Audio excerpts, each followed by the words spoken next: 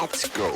You're listening to Making Data Simple, where we make the world of data effortless, relevant, and yes, even fun.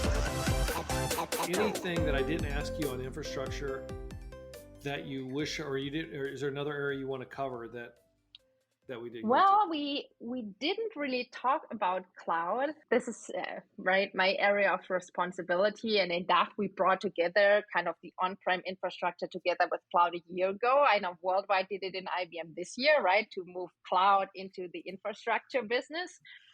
And I mean, what I really like, cloud is not a new infrastructure. It's just how you consume infrastructure. So what I like about cloud and the IBM cloud is that we are able to do more or less what other cloud providers can do as well. But in addition, we can provide access to power instances with all the benefits that come it. We can provide unmatched levels of security, data protection, compliance, which matters a lot, right? We talked about it, such as via HyperProtect services provided by IBM Z. And we provide access to quantum computers if customers want through the IBM cloud. And of course, it enables us to do this whole notion around hybrid cloud with our on-prem infrastructure and all what we make available through the IBM cloud. So all the benefits, the different infrastructures, be it power, Z, or storage, we can make them available via the IBM cloud without the customer having the need to have all these different type of infrastructures in their data center. So that's. But I got a question on that. So, well, let me make one comment. Yeah, one reason I didn't go into cloud specifically, although we talked about it earlier, is because when I look at infrastructure, it's ahead of the game. It's always been part of cloud. I mean, that's just inherent to the infrastructure. Correct. Right now, having said that, if I'm a client, and look, I understand everything you said, and I would probably agree with everything you said. However, let's say that I have an existing platform of servers, storage, blah, blah, blah. And you've sold me on IBM infrastructure, but look, I've already got an existing investment. I can't just move. How can I integrate, or what's your proposal, Petra? You're the seller now. What's your proposal on how I can retain or even accelerate my current investment while I make a transition or bring in power servers?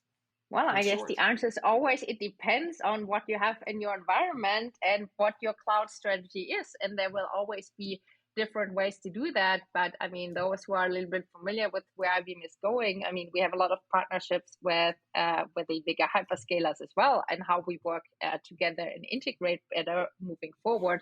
And of course, one thing we haven't talked about too much yet is Red Hat being more or less, agnostic to the infrastructure underneath. So you could spin up your OpenShift cluster on Power. You could spin it up in someone else's cloud, in our cloud, which brings in, the one of the integrations point it could be.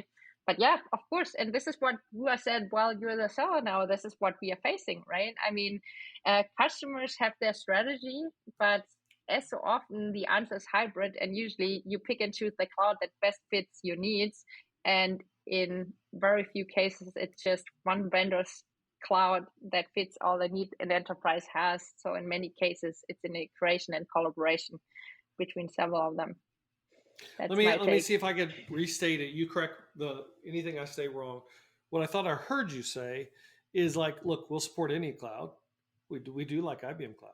But we'll support any cloud with our infrastructure, and we can play nicely with other areas of infrastructure with like the Kubernetes layer that'll sit on top, and we behave, I think, better than anybody there. But if, they should support some form of Kubernetes, and with Red Hat, which we have, that allows that hybrid cloud strategy to exist and is unique. I mean, is unique to IBM. I only paused for a second just because now we got a lot of people talking about hybrid, but we started the hybrid, some time ago. So people are starting to come on, but we started there and we're still there. Did I say that right? Or would you add anything? I think In general, I'd agree, but as so often the devil is in the details, right? So you said like we can work in any cloud and with any cloud, right? I mean, it depends, right? I mean, there are a lot of providers that provide power instances in their cloud. We are working with even more to integrate our power infrastructure in their cloud. But in general, yeah, if they work with other cloud providers, their integration point is with the IBM cloud. We bring them closer together. So that is the integration point right there. Just like some German culture there got brought in because very technical, very detailed. Make sure we get the right answer. I like that. I like that. Anything else that we missed around infrastructure? I think there's so much to talk about it, but I mean, let's face it, even quantum is IBM infrastructure. Yes. All right, let's pivot to quantum then. Very simply, what does it mean to be a quantum ambassador? That's a very good question. Actually, IBM came up with this IBM Quantum Ambassador program to make sure quantum is a very complex and not trivial technology, and they want to make sure that people that talk about quantum with our customers and partners have a certain level of understanding, both of the technology itself and what the technology can do today versus what it will do in the future, to not just overhype quantum, which is being done in the press a lot, right? I'm not talking about IBM quantum, but just in general quantum. A lot of people really hype it a lot. And if you have no idea what you're talking about, really can be dangerous, over-committing, over-promising. So IBM invented this program, which means you have to go through a certain education program and then do a quantum 101 presentation to guys that really know what that is, that basically certify, yes, you got it, at least to some degree, and you can talk about quantum computing with our customers and business partners out there. Like you said, quantum is really the future, or at least one avenue of the future of infrastructure. What excites you about it the most? I mean, I could tell, especially when we met before, you were all in, and it just gets you going, right? It's like when you first had that floppy disk. You're back there again with quantum. I could tell. What is it about it?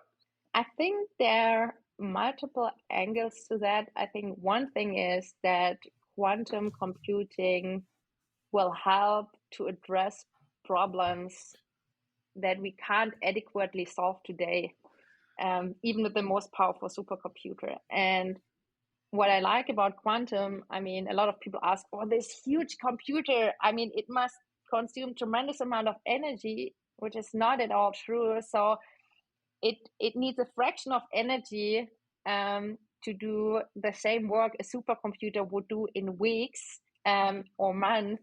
So as I care about sustainability, this is one very important aspect for me. I'm really curious how that portion will play out.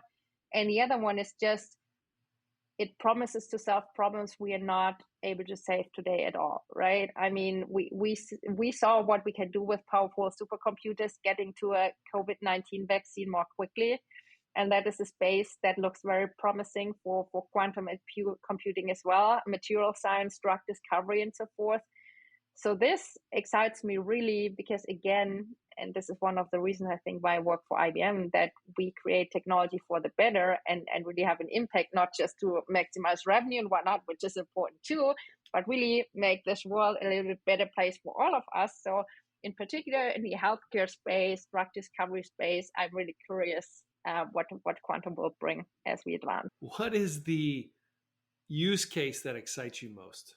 I mean, it's a whole use case of simulation, right? This is where material science, drug discovery, and so forth falls. And I think these two use cases really, besides the others that are there, excite me the most is the drug discovery and more customized medicine for everyone to just, solve painful problems for people that have a certain illness, sickness, new diseases coming up. So that excites me the most. Yes.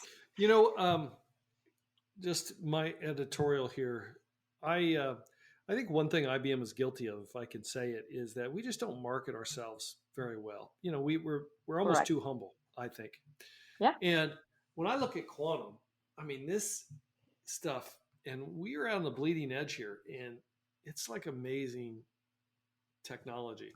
And I don't think people fully grasp it. I mean, and again, we're not advertising it as such. I see it, and look, I'm going to give you my view, and I want you to beat it up. That's fair. I see it really in two forms. One is just being quantum safe, and we have a paradigm around quantum safe. Second thing is being just using quantum proper, whatever you want to call it, the technology to advance us in the future. Because let me go back to quantum safe. I'll hit both of them. In quantum safe, I mean, to me, there's multiple things here, but let's start with, I'm only going to talk about cryptography, which at its core sounds fancy. It is, but it's a difficult math problem based on prime factorization. All the cryptography in the world. I mean, and when you think we have cryptography everywhere, I don't think people realize that. I mean, like the reason somebody can't see your texts is because there's cryptography. Phone calls, cryptography. You can go on and on. And with quantum, I can't remember who said this. It was I think a University of Waterloo or something. Anyway, but Shor's algorithm, it's an algorithm that they predict will crack cryptography. Yep. There's a 1 in 7 chance it's going to be broken in 2026. Yep. There's a 1 in 2 chance it's going to be broken by 2031. So pause that for a second. What I'm proud about IBM is like NIST is the National Institute of Standards. Right. And they are looking at the consortium standards that we go with. You got to have standards as you have cryptography. We are 3 of the 4 finalists, and I haven't confirmed this, but the one that we're 3 of 4 of the algorithms that have made the final. I heard the 4th, we hired that person. I'm not sure if that's true, but we'd have 4 or 4. That wouldn't surprise me. I haven't heard about that. Yes. So let's just go 3 of 4 because I haven't verified that, and I want to be very honest. But think about that. We got 200 people or plus dedicated to this security. We've already had Z16. It's the first quantum safe platform because we already know what the algorithms are going to use. I want to go on to quantum proper, but that in and of itself should get people to think, what am I going to do? How do I prepare this for the future? Do you feel, I got to believe you feel the same. Correct. And I mean, this is the link to IBM infrastructure, the classical infrastructure we talked about, right? And as you said, right, and I mentioned earlier, we create technology for the better. And quantum computing is so powerful. But as always, if you create new technology and it gets into the wrong hands, bad things can happen. And this is exactly what you touched on, right? I mean, it promises to break factorization algorithm at a certain point in time. This is where cryptography is based on. So years ago, we started to work with NIST on algorithms that, from today's perspective, promise to be quantum safe, and we're bringing them in our Z16. By the way, there was work being done with Power 10 as well. We were just a little bit early because NIST had not picked the algorithms at that point in time. So we're not supporting it to the same degree that Z16 does. But for instance, there's a crypto card that a lot of our customers use where we have these quantum safe algorithms in, and that is supported both on Z and on Power. And the latest version of Tape has support for quantum safe algorithms as well. So there's a lot of work being done that people don't see today to prepare for this future technology. And that's exactly the reason why every customer should care about quantum today, even if they're not starting with quantum. But I mean, someone could just grab your encrypted data today, let it sit there and wait until quantum computing is ready and read out that data. But the smart customers today start looking at these new type of encryption algorithm to make that data safe. So even if they grab it today, let it sit there, when quantum is ready for prime time, we talk about quantum advantage, the bad guys cannot read out that data, right? Yes, absolutely. Like what you said, the last part there is really profound. And that I think a lot of people even look at 2026 and 2031 and say, okay, we got time. IBM is playing it right now. We're practicing what we preach in making ourselves quantum safe because of what you said, and that is bad actors. And these aren't just like people in a garage someplace anymore. I mean, these are countries that are bad actors that they'll go get the data now. If they can get the data now, they'll store it. They have time, right? 2026 is not that far away. And let's say, all right, if I have to wait 10 years, whatever, then I'll decrypt that data and then I'll be able to get everybody's. And the shame of it, when you think about it, like most data in critical data isn't updated as much as it should be. In other words, I get my passport like every 10 years. So everything on the passport, if they got my data, we don't do it as fast health as you. data, contractual legal data. I mean, there are countries that have mandates to keep data like 30 years, right? Just imagine.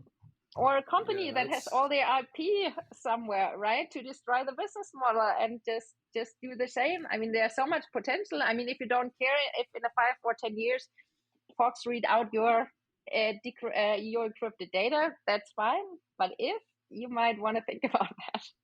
Yeah. And we're just talking about quantum safe. So if I go to quantum proper, whatever you want to call it, the opportunities, as you know, IBM has the largest quantum computer with it's dubbed, I think, Osprey, unless we've already changed since, and I haven't read my email, but it's like 433 qubits.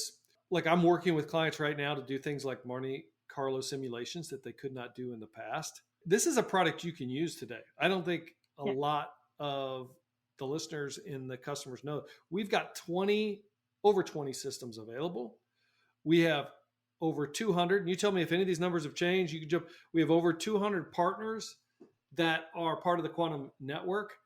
And if you look, this has really been, we've had it open to some degree since 2016. So we've had over 400,000 clients, whatever you want to call it, working or playing on quantum for some time. So we're getting things figured out.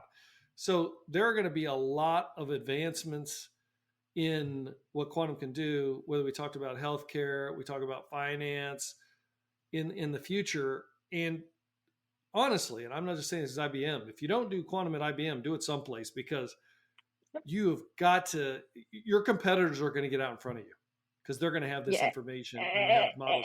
Absolutely. And yes, you've done your homework, right? So that's true. We have 20 plus systems available via the IBM cloud, right? The smaller ones for free. So everyone can just go out there, try it out, play around with it. Of course, the more higher end systems are restricted for our paying customers, so to speak, of the quantum network. And you're right. The Osprey chip is the 433 is the biggest one that we announced at the Quantum Summit last November. Actually, I don't think the whole system was made available yet on our cloud, right? It takes a time from the chip to the whole system to making it available by the IBM cloud.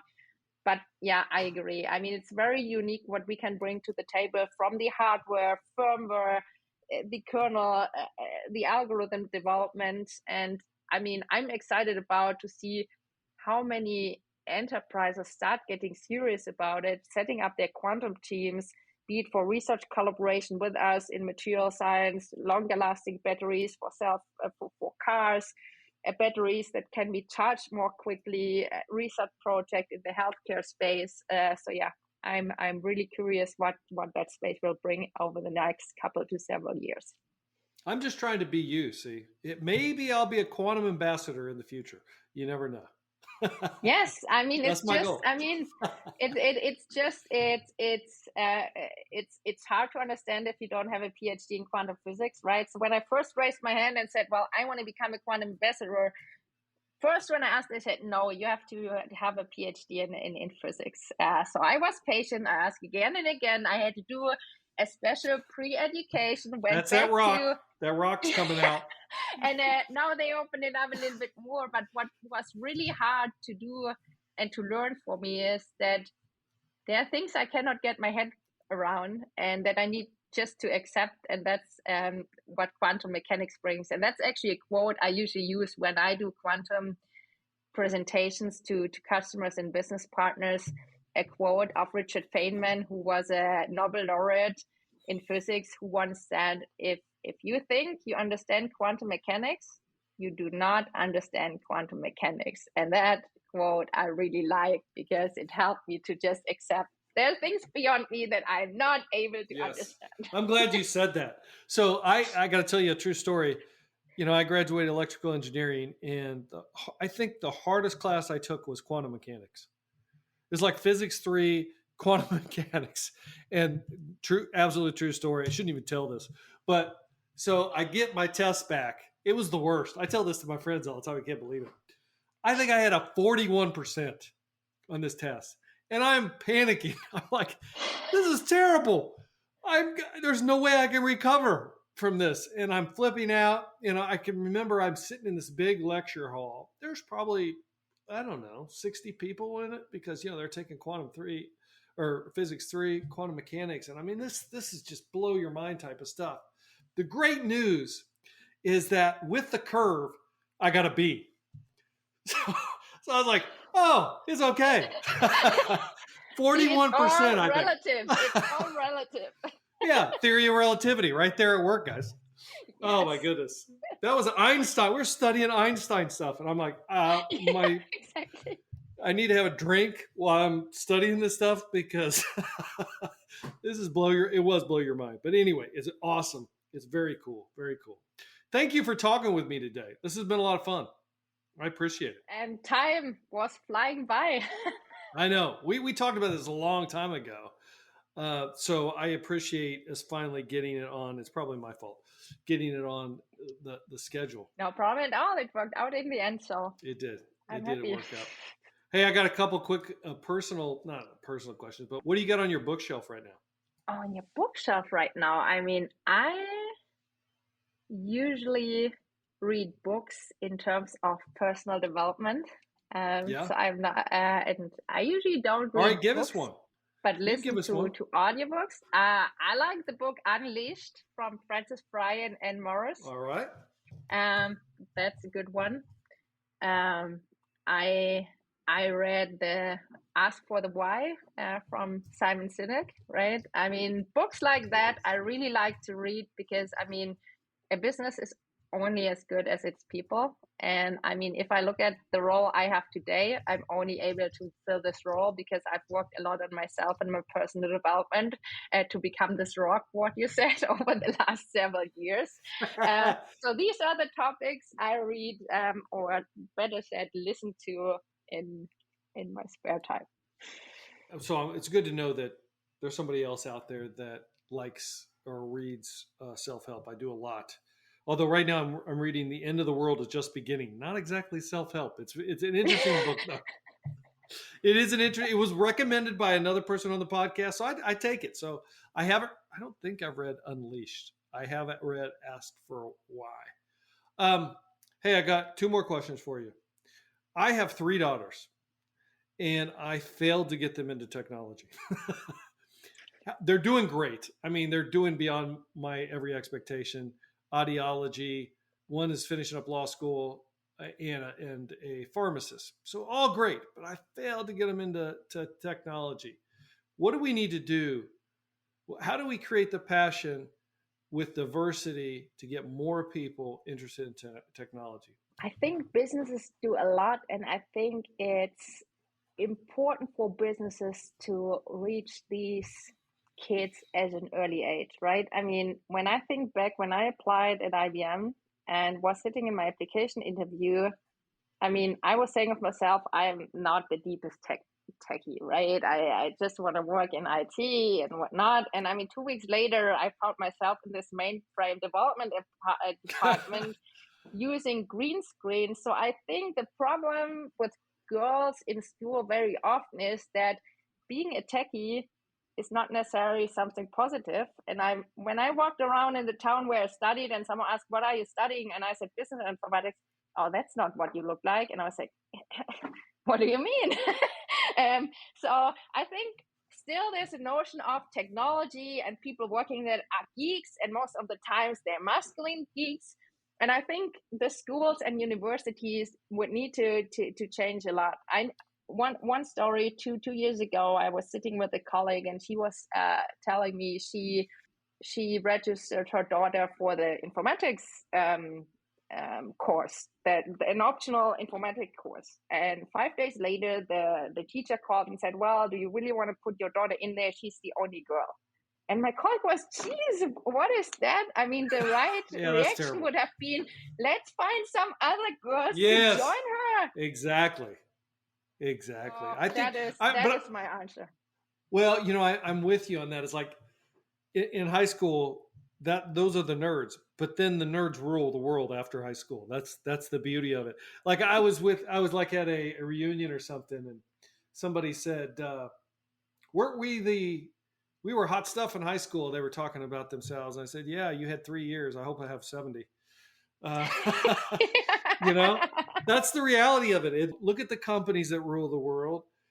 That's somehow, you're absolutely right. It's got to start early. Although I started with my kids early, and I think, the problem is you can't have your dad telling you that. You got to have others like educators telling that, because if I tell that, then it's like, oh, just dad. And you need to tell, I have other girls, right? And that is really what I liked about Ginny Rometty, what she always used to say, right? What you can't see, you can't be. And I agree. I mean, if I'm at a conference and they are only, and this is not meant the wrong way, but like elderly, white-haired guys, should you think that you might play a significant role in that organization or whatnot? So I think it's important for companies, and that's being done more and more. But I mean, recently there was a post actually of a company publishing, hey, these are our new IBM champions. My sister was pinging me, man, there are only men on there. Don't they have a woman that's worth becoming a champion? And I said, yeah, she's damn right. Yeah, no, I get it. That's why I asked. And I referred to it internally at IBM of building a diversity pipeline. It's not about having a diversity pipeline. You got to build it and you got to start. Correct. So it's just continue. That's what we need everybody, all companies need to work on. What do you do for fun, Petra? What I do for fun? I mean, I like nature. I like animals. I like sports. So I go for a run every other day if the time allows, during lunch break or so, just in the fields, empty my brain. I get so that's it. I do what it too. I like to do. Why every other day? Why not every day? Because every day is too often. I'm with you, actually. Every other day is a good. I mean, sometimes it's not every other day, but like every third day. I mean, it depends, right, on business schedule and other things. But what I try to do, if I don't have a cold or other things, I try to go every other day. But I think I joke, but I do cardio a day, and then I do like weights a day. My rule, I've got to have 30 minutes every day, and you're going to miss some from time to time. But my rule is I don't miss twice. So that way I always stay on it. That's the one habit that you got to make it a habit. So that's what I've tried Correct. to do. And my brain needs it and my body needs it. So that's if exactly I can't right. go for a week or two for whatever reasons, I really think, oh. Yes. And it makes you, for me, I do it first thing in the morning, and I am not a morning person, but I do it first thing in the morning because it makes me feel like I'm getting something done. The rest of the day, I know I've gotten something done. I did my workout. No matter how the day goes, it's like, and you're refreshed afterwards. Yes. Usually you're more awake after than before. That's my coffee, because I just quit coffee too. I'm trying to kill myself, I think. Anyway, thank you. This has been awesome. You're very personable. I love your passion. You've got great energy. You are a woman in technology, a spokesman for women in technology. You're what girls should aspire to be. Awesome. Thank you for that. Continue to be that rock. Thank you very much for having me. All right. We'll talk to you next time. And listeners, hope you enjoyed it. Please hit us on almartintalksdata at any time. We like to get back to you. We like to get the people on that you'd like to be on. Until next time, we'll see you on the podcast. Bye-bye. See you guys.